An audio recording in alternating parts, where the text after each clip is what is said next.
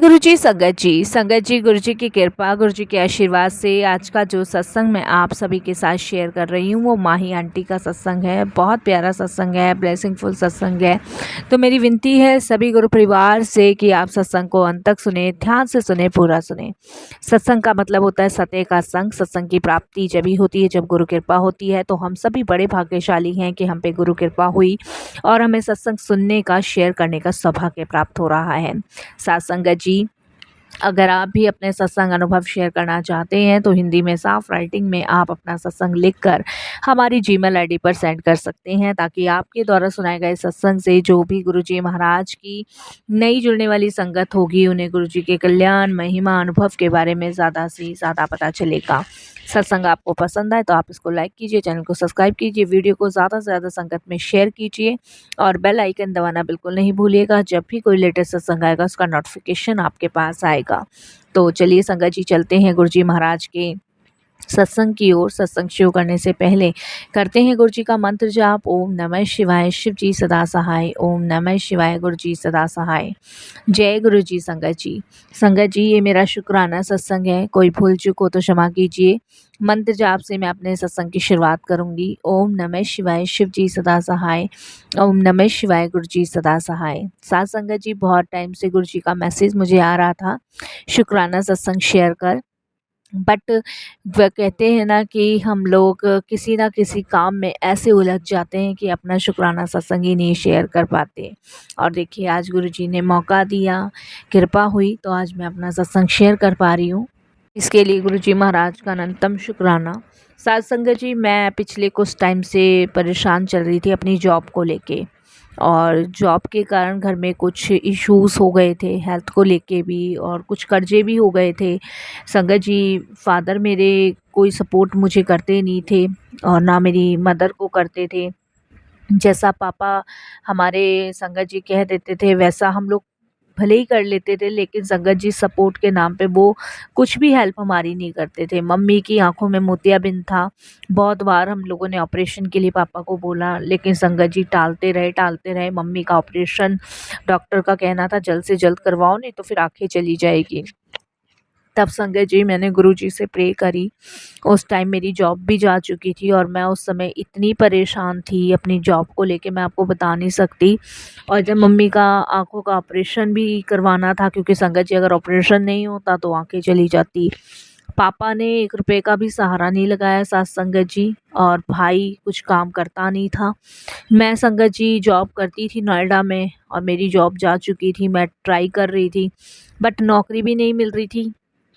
इधर संगत जी मम्मी की तकलीफ बढ़ती जा रही थी। मम्मी को शुगर भी था, थायराइड भी था। संगत जी सर्वाइकल का दर्द भी उनको बहुत रहता था, और आंखों में मोतियाबिंद। जरा सी देर में बात करती थी तो सांस फूल जाती थी। मैं इतनी परेशान थी मम्मी को लेके। पूरी ज़िंदगी संगत जी मेरे फादर ने कभी भी घर में 1 रुपए ठीक तरीके से खर्च नहीं करा। दूध वाले का बिल हो गया, बिजली का बिल हो गया, सब संगत जी मैं ही करती थी। मैं भी संगत जी कहाँ तक करती। अब दूध वाले का बिल संगत जी करीबन 3,500-4,000 रुपये हो गया, लेकिन पापा ने 1 रुपया तक नहीं दिया। और संगत जी दूध वाले ने यहाँ तक कि कह दिया कि अगर पहले पैसे नहीं दिए तो दूध बंद कर देंगे। मैं संगत जी बता नहीं सकती, पापा से जब भी पैसों के लिए कहती थी घर में लड़ाइयाँ स्टार्ट कर देते थे। सिर्फ उनका काम था अपनी बहनों को देना, अपने भाइयों को देना, बीवी बच्चों को तो कोई मतलब ही नहीं है। भाई तो संगत जी, भाई भी पापा के नक्शे कदम पे जा चुका था।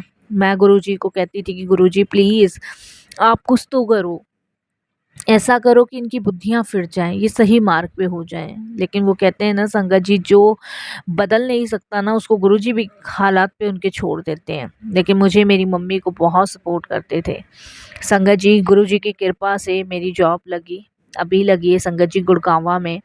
और संगत जी मैं, मेरी मम्मी अभी गुड़गांवा में रह रहे हैं, क्योंकि संगत जी मेरे लिए बहुत दूर था जॉब करना दिल्ली से गुड़गांवा।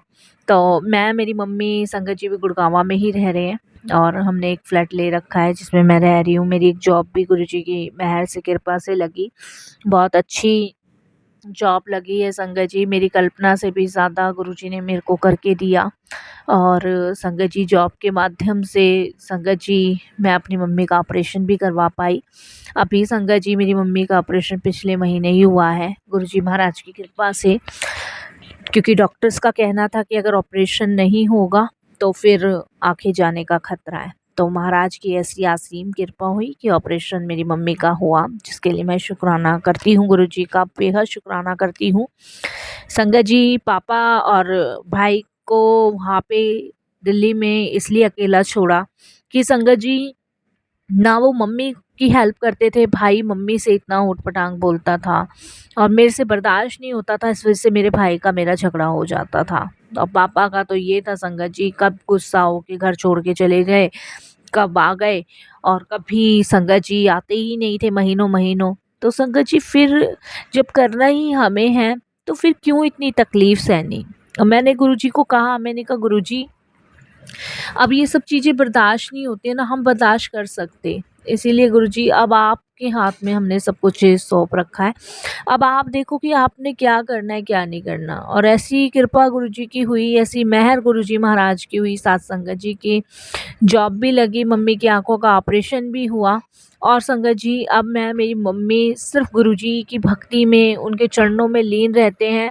सिर्फ़ संगत जी अब हम वही करते हैं जो गुरुजी का दिया हुआ निर्देश होता है। नहीं तो संगत जी हम सत्संग भी नहीं करवा सकते थे, बड़े मंदिर भी नहीं जाते थे, क्योंकि बड़े मंदिर जाते तो कलेश करनी शुरू कर देते थे।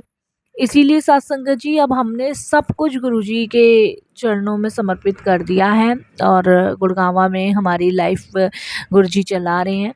हमें 6 मंथ हो गए हैं संगत जी गुड़गाँवा में रहते हुए। ना भाई ने खबर ली, ना पापा ने खबर ली, कोई ना फ़ोन करता, ना बुलाते, ना कुछ, क्योंकि वो अपनी लाइफ में खुश हैं। भाई संगत जी अपनी लाइफ में अपने दोस्तों के साथ इतना बिज़ी है कि उसे माँ और बहन की फ़िक्र ही नहीं है। और पापा को तो कोई मतलब ही नहीं है। पापा को तो लगता है सिर्फ़ मैं, मेरे परिवार, मेरे भाई-बहन और कोई नहीं। ना उन्हें बेटी की परवाह है। संगत जी मेरी एज जो है संगत जी 46 है। अभी तक एक बाप ने अपनी बेटी के लिए कोई रिश्ता नहीं देखा, और जो भी रिश्ता देखा तो ऐसा देखा जिसमें दहेज ना मांगे कोई। तो संगत जी 46 मेरी एज हो रही है, अभी तक मेरी शादी नहीं हुई और मैं अभी गुरुजी से जुड़ी हूँ, कोरोना के बाद से जुड़ी हूँ। सोचिए संगत जी कि एक पिता को तो सबसे ज़्यादा चिंता होती है अपनी बेटी को ससुराल भेजने की। 35 साल का तो संगत जी मेरा भाई है। और संगत जी आप यकीन नहीं मानोगे, उसकी भी शादी की चिंता नहीं है। वो तो कहता है कि मैंने अपनी लड़की देख रखी है अपने लिए, बस मैं तो उसी से शादी करूँगा। तो संगत जी मेरे घर का जो हाल बुरा है ना, वो मैं ही जानती हूँ या मेरे गुरुपा जानते हैं।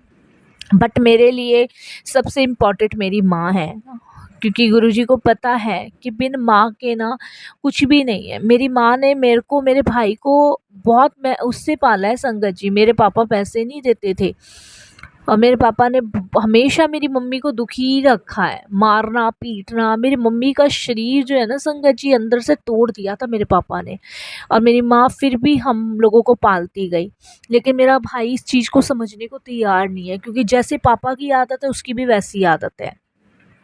अब संगत जी बर्दाश्त नहीं होता था। पापा का क्या था कि जब लिया तब मम्मी के हाथ छोड़ देना, जब लिया मम्मी को मार देना, कुछ भी मार देना।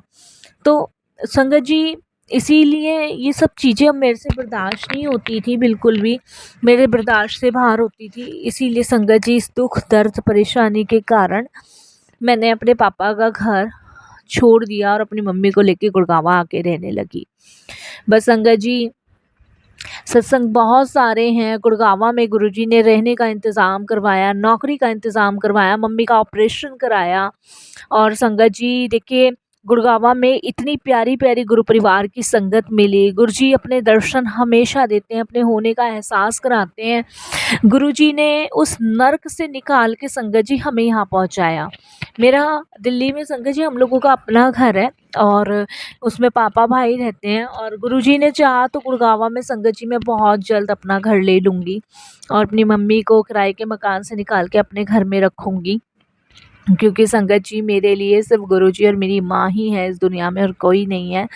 क्योंकि जिस बाप ने संगत जी अपनी पत्नी के लिए, अपने बच्चों के लिए नहीं सोचा, वो आगे भी नहीं सोचेगा। मेरी माँ संगत जी आँखों को लेके, शरीर को लेके रोती थी रात रात को, लेकिन उन्हें कोई फ़र्क नहीं पड़ता था। तो अब संगत जी परमपिता पूजनीय मेरे गुरुजी महाराज हम सबके अंग संग हैं, वो साथ दे रहे हैं, निभा रहे हैं, मम्मी का ध्यान रखते हैं, मेरा ध्यान रखते हैं। जहाँ मैं नई जगह जॉब कर रही हूँ वो भी बहुत अच्छी कंपनी है, वो भी गुरु परिवार की संगत है। और संगत जी मेरे को जहाँ मैं काम करती थी उससे डबल सैलरी पे रखा गुरुजी महाराज की कृपा से उन लोगों ने। और संगत जी बहुत रिस्पेक्ट वो लोग मेरी करते हैं। तो इन सभी चीज़ों के लिए गुरुजी का शुक्राना, अनंतम शुक्राना। और यहीं पे मैं अपने सत्संग को भी विराम देती हूँ। फिर गुरुजी की आज्ञा होगी मैं और भी सत्संग शेयर करूँगी। ओम नमः शिवाय। शिव जी सदा सहाय। ओम नमः शिवाय। गुरुजी सदा सहाय। जय जय गुरुजी। धन धन गुरुजी। वाह वाह गुरुजी। शुक्राना गुरुजी। अनंतम शुक्राना गुरुजी। जय गुरुजी।